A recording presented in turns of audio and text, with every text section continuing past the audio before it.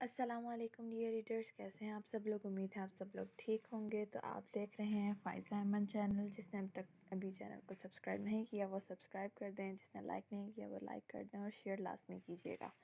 تو چلیے آج ہم پڑھتے ہیں انکہی باتیں قسط نمبر 35۔ یہ اسے 2 ہفتے بعد کی بات ہے۔ ساحر صاحب کی بہت اچھی کیئر کی تھی دونوں بہوؤں نے، جبکہ ساحر صاحب اور صفیہ بیگم اپنی دونوں بیٹیوں سے بہت خوش تھے، جبکہ شاویر نے بھی سب گھر والوں کی نظروں میں اچھا کوئی کسر نہیں چھوڑی تھی۔ اب تو آپ کو آنکھیں بند کر کے اس بات پر یقین تھا کہ وہ آئینہ پر جان چھڑکنے لگا ہے اور اسے بھی آئینہ سے محبت ہو گئی ہے، لیکن ماہ روح کو اس کا ہر ایک انداز کھٹک رہا تھا۔ آخر اب کیا کرنا چاہتا تھا شاہویر؟ اس کی سمجھ سے باہر تھا۔ یہ بندہ کب کیا کر جائے کوئی نہیں جانتا تھا۔ یہ بات بھلا ماہ روح سے بہتر کون جان سکتا تھا؟ آج بھی وہ تینوں یونی کیفے میں بیٹھی تھی جب ایک لڑکی نے ماہ روح کو بلا کر کہا کہ ایک اسٹوڈنٹ کو اس کی مدد چاہیے، وہ بیک یارڈ میں اسے بلا رہی ہے۔ اس کی بات سن ماہ روح کے ساتھ وہ دونوں بھی اٹھی تھیں۔ ان دونوں کو وہیں بیٹھنے کا کہتی وہ خود اس طرف گئی۔ راہداری سے گزرتے وقت اس نے ایک کلاس میں سے سرگوشیوں کی آواز سنی تو اپنے تجسس کے ہاتھوں مجبور ہو کر اس نے اندر جھانکا۔ اندر کا منظر دیکھ وہ ششدر رہ گئی تھی، کیونکہ ایک لڑکی اس کی گود میں بیٹھی اس کے چہرے کے قریب جھکی ہوئی تھی، جبکہ شاہویر اس کی گردن پر جھکتا پتہ نہیں کیا کر رہا تھا، ساتھ دوسرا ہاتھ اس کی زلفیں سنوار رہا تھا۔ یہ منظر ماہ روح کے تن بدن میں آگ لگا گیا تھا۔ آخر یہ وہ کیا کر رہا تھا؟ اپنی بیوی کے ہوتے ہوئے کسی دوسری لڑکی کو اپنی آغوش میں بٹھائے ہوئے تھا۔ ماہ تو بھول ہی گئی تھی کہ وہ کہاں جا رہی تھی۔ یا تھا تو بس اتنا کہ شاہویر غلطی پر ہے۔ وہ دھکا دیتی دروازے کو طیش میں اندر داخل ہوئی تھی اور شاہویر کو جھپٹتے ہوئے سیدھا دیوار کے ساتھ لگایا تھا۔ یہ کیا بدتمیزی ہے؟ یہ کیا کر رہے تھے تم؟ اپنی بیوی کے ہوتے ہوئے تم دوسری لڑکی کے ساتھ عشق لڑا رہے تھے؟ شرم نہیں آنی چاہیے تمہیں۔ وہ غصے سے اسے گھما کر چہرے پر ایک مکہ مارتی ہوئی بولی، جس سے اس کے ہونٹ کا کنارہ پھٹ چکا تھا اور خون تیزی سے بہنے لگا تھا۔ شاہویر جو اسے چڑھاتی ہوئی مسکراہٹ سے دیکھ رہا تھا، اس کی بات پر ایک دم اس کے چہرے پر تاؤ آیا تھا اور خونخوار نظروں سے اسے گھورنے لگا تھا۔ عین ممکن تھا کہ اس کا بھی ہاتھ اٹھ جاتا، مگر پیچھے سے شاہمیر کو آتا دیکھ اس کے چہرے کے تاثرات تبدیل ہوئے تھے۔ ماہ روح، یہ کیا کر رہی ہو تم؟ کیا پاگل ہو گئی ہو تم؟ ایسا سوچ بھی کیسے سکتی ہو؟ میں آئینہ کے علاوہ کسی کو اپنے دل میں جگہ کیسے دے سکتا ہوں؟ اور کسی اور لڑکی سے غلط تعلق رکھنا تو دور کی بات، میں تو کسی اور کو دیکھنا بھی پسند نہ کروں۔ آئینہ روح میں بسنے لگی ہے میری، اور اس بات سے تم بھی اچھی طرح واقف ہو۔ پھر مجھ پر اتنا گھٹیا الزام کیسے لگا سکتی ہو تم؟ وہ اسے پیچھے دھکا دیتے ہوئے بولا تو اس کی بات پر ماہ نے پھر سے ایک زور کا تھپڑ رسید کیا تھا۔ ابھی بھی میرے سامنے تم مجھ سے جھوٹ بول رہے ہو، جبکہ سب کچھ اپنی آنکھوں سے دیکھ چکی ہوں میں۔ یہ دکھاوا کس کے سامنے کر رہے ہو؟ یہاں تو تمہارا بھائی بھی موجود نہیں، نہ آئینہ، تو پھر یہ ڈھونگ کس لیے کر رہے ہو تم؟ اتنی زور سے تھوڑی کہ اس کی گردن کی وہ اتنی زور سے دھاڑی کہ اس کی گردن کی رگیں اپڑنے لگی تھیں۔ اس سے پہلے کہ وہ ایک بار پھر شاہویر کی طرف بڑھتی، پیچھے سے شاہمیر نے اسے سختی سے بازو سے دبوچا تھا اور اسے سرخ انگارہ ہوتی آنکھوں سے دیکھنے لگا تھا۔ شاہمیر، تم یہاں؟ اچھا ہوا تم یہاں آ گئے۔ اب اپنے بھائی کا اصل رنگ بھی دیکھ لو۔ تمہیں پتہ ہے یہ کسی اور لڑکی کے ساتھ رنگ رلیاں مناتا پھر رہا ہے؟ ماہ روح شاہمیر کو وہاں موجود دیکھ فوراً سچائی بتانے لگی۔ اس سے پہلے کہ وہ اپنی بات مکمل کرتی، شاہمیر نے ہاتھ آگے کر کے اسے کچھ بھی کہنے سے روکا تھا۔ اس کے انداز دیکھ کر ماہ ٹھٹک کر رکی۔ آئینہ اور دانیہ بھی شاہمیر کے پیچھے حیرت زدہ سی کھڑی سارا تماشا دیکھ رہی تھیں۔ کیا تمہارے پاس اس سب کا کوئی ثبوت ہے؟ شاہمیر نے اسے اشاروں سے پوچھتے بڑے ضبط سے کہا تھا، کیونکہ اب ماہ سب کے سامنے اس کے جڑواں بھائی پر کیچڑ اچھال رہی تھی اور یہ اسے کسی طور منظور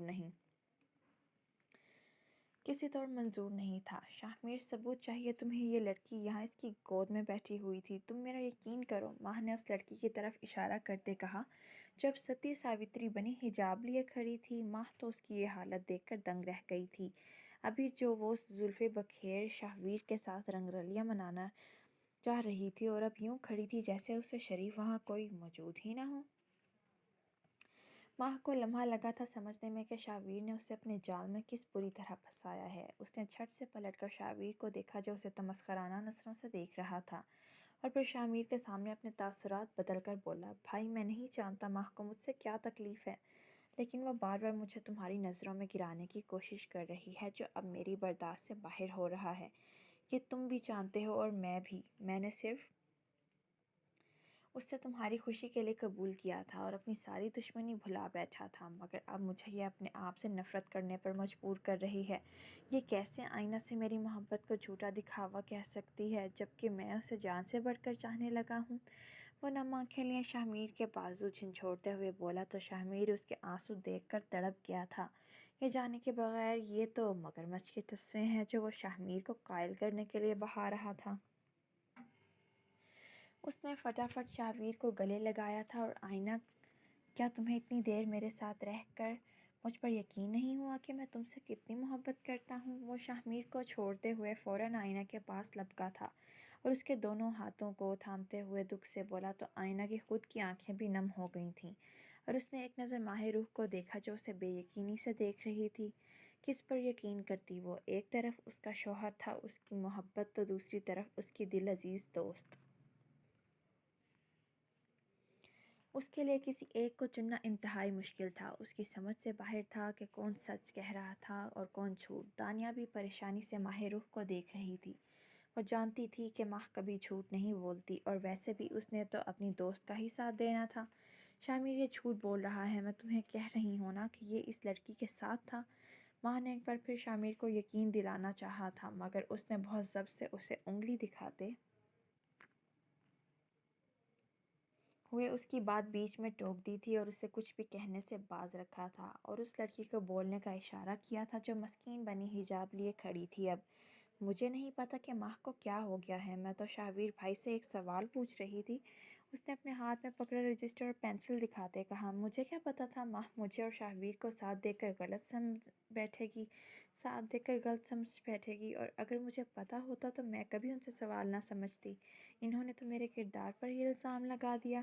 وہ بھی نکلی آنسو بہاتے ہوئے بولی تو ماہ روح ہاتھ بھینچ کر رہ گئی اور دانت پیستے ہوئے اس لڑکی کی طرف بڑھی۔ بے شرم، تمہیں شرم نہیں آتی بھائی بہن جیسے پاکیزہ رشتے کو یوں گالی دیتے؟ ابھی میں نے تمہیں خود دیکھا کہ تم کس حال میں موجود تھی، اور اب تم سب کے سامنے جھوٹ بول رہی ہو۔ وہ اس کا منہ دبوچ کے بولی تو شاہمیر نے اسے پیچھے گھسیٹا تھا اور اسے اشارے سے بس کرنے کا کہتے اسے شاہویر اور اس لڑکی سے معافی مانگنے کا اشارہ کیا تھا جو اسے جلاتی ہوئی مسکراہٹ سے دیکھ رہا تھا، جیسے وہ بے یقینی سے دیکھنے لگی تھی۔ کیا اسے ماہ پر ذرا بھی یقین نہیں تھا؟ اپنے بھائی پر وہ اتنا اندھا یقین کرتا تھا کہ اسے اپنے بھائی سے معافی مانگنے کے لیے کہہ رہا تھا۔ شاہمیر، میں جانتی ہوں کہ شاہویر تمہارا بھائی ہے، اس لیے تم اس پر اندھا یقین کرتے ہو، مگر اتنا بھی اندھا یقین اچھا نہیں ہوتا۔ میں نے تم سے کہا تھا کہ میں اسے اپنے بھائی کی طرح مانتی ہوں، لیکن جس دن اس نے آئینہ کو دھوکہ دینا چاہا تو اس کا بہت برا حال کروں گی میں۔ لیکن آج تو میری بات پر یقین ہی نہیں کر رہے، بلکہ مجھے اس شخص سے معافی مانگنے کا کہہ رہے ہو جو غلط ہے۔ وہ اسے گھورتی ہوئی بولی تو شاہمیر نے اس کی بات پر کان نہ دھرتے ہوئے دوبارہ اسے معافی مانگنے کا کہا تھا، اور اشارے سے کہا کہ اگر تم نے اس سے معافی نہ مانگی تو مجھ سے بات کرنے کی کوئی ضرورت نہیں۔ وہ لب بھینچ کر شاہمیر کو دیکھ رہی تھی جو اس کی بات کو مسلسل نظر انداز کر رہا تھا۔ میں اس سے معافی نہیں مانگوں گی، وہ ایک ایک لفظ چباتی ہوئی بولی، جس پر شاہمیر نے اسے غصے سے دیکھا تھا اور اشارے سے کہا تھا اسے اس سے معافی مانگنی ہوگی ورنہ اس سے برا کوئی نہیں ہوگا۔ ماہ کی سمجھ میں نہیں آ رہی تھی کہ آخر شاہمیر کو ہو کیا گیا ہے۔ دکھ اسے اس بات کا تھا کہ شاہمیر اسے کچھ سمجھتا ہی نہیں تھا۔ ٹھیک ہے، تمہیں کرنا ہے اپنے بھائی پر یقین تو شوق سے کرو، مگر میں اس سے معافی نہیں مانگوں گی، کیونکہ نہ کبھی میں نے غلط کا ساتھ دیا ہے، نہ ہی کبھی دوں گی۔ مجھے جھوٹ سے سخت نفرت ہے، اور اگر تم اس کے لیے مجھے معاف نہیں کر سکتے تو نہ کرو، نہیں میرے ساتھ رہنا چاہتے تو مت رہو، نہیں آؤں گی میں تمہارے گھر۔ وہ سرخ آنکھوں سے نم لہجے میں بولی اور شاہویر کو غصے سے دیکھتے ہوئے اس کے قریب آئی۔ بے شک تم آج کی بازی جیت گئے، مگر یہ مت سمجھنا کہ کھیل تمہارے ہاتھ میں ہے، بازی پلٹنا مجھے اچھے سے آتا ہے، اور یقین مانو اپنی دوست کی زندگی برباد نہیں ہونے دوں گی میں۔ اگر تم نے اس کو تکلیف دینے کی کوشش کی تو تمہاری ہستی مٹا دوں گی میں۔ وہ اس کا کالر جھنجھوڑ کر آخر میں جھٹک کر نفرت آمیز لہجے میں بولی اور شاہ کو تعصب سے دیکھتے وہاں سے جا چکی تھی، جبکہ شاہ صدمے میں کھڑا تھا۔ آخر اس نے ماہ کو گھر چھوڑنے کے لیے تو نہیں کہا تھا، وہ تو بس اسے شاہ پر بلا وجہ الزام لگانے کی معافی مانگنے کا کہہ رہا تھا، تو پھر وہ اس کی اس طرح بات کر کے کیوں گئی تھی؟ آخر اس نے ماہ کو گھر چھوڑنے کا کب کہا تھا؟ ایک تو وہ اس سے ناراض تھا اور وہ اس سے ہی ناراض ہو کر چلی گئی تھی۔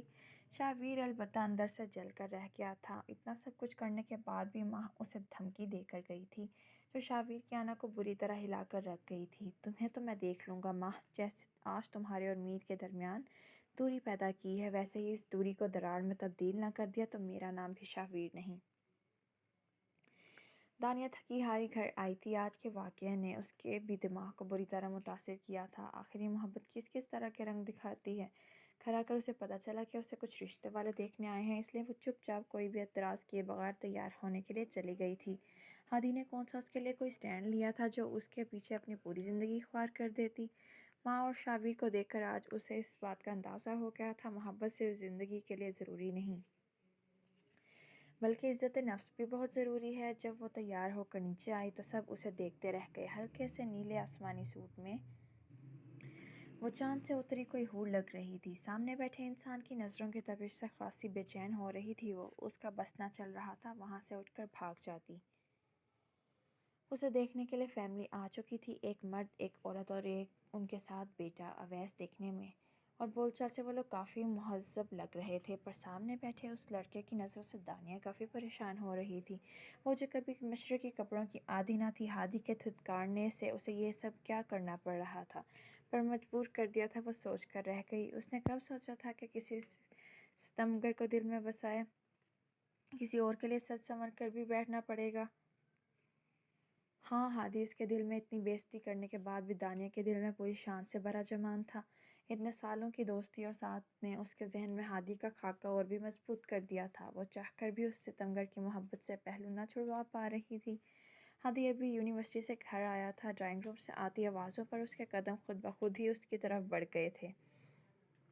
سنگل صوفے پر بیٹھے نوجوان لڑکے کو دیکھتے اس کا پارا ایک دم ہائی ہوا تھا۔ وہ بے شرمی سے سامنے بیٹھی دانیہ کو نہارنے میں مصروف تھا، جو اس کی نظروں سے کنفیوز ہوتی کندھے پر پھسلتا دوپٹہ بار بار صحیح کر رہی تھی۔ اسے لینے کی عادت جو نہ تھی، ہمیشہ سے پینٹ کی جو عادت رہی تھی، وہ اس کے مشرقی لباس کو دیکھ کر ہادی کا غصہ سوا نیزے پر پہنچ چکا تھا۔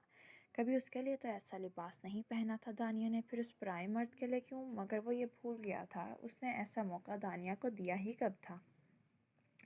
اس سے پہلے کہ وہ آگے بڑھتا اور اس لڑکے کو ٹھوکتا، دانیہ وہاں سے جا چکی تھی۔ وہ کمرے میں آ کر سکھ کا سانس لیتی دوپٹہ اتار کر بیڈ پر پھینک گئی۔ اس سے پہلے کہ وہ بیڈ پر ڈھیر ہوتی، جب پیچھے سے وہ اپنے سخت ہاتھ کی گرفت میں اس کی نازک کلائی جکڑتا، اسے اپنی طرف کھینچ گیا۔ اس اچانک افتاد پر دانیہ کو سنبھلنے کا موقع بھی نہ ملا اور وہ اس کی کشادہ پیشانی سے ٹکرا گئی۔ ادھ کھلے بال لہراتے ہوئے ہادی کی چہرے پر پل بھر کے لیے سایہ کرتے اسے کسی اور ہی جہان میں لے جا چکے تھے۔ یہ کیا بےہودہ لباس پہن رکھا ہے تم نے؟ بہت شوق ہے کہ تمہیں اپنی حسن کی نمائش کرنے کا، اسی لیے اس غیر مرد کے سامنے اس حلیے میں بیٹھی تھی تب سے؟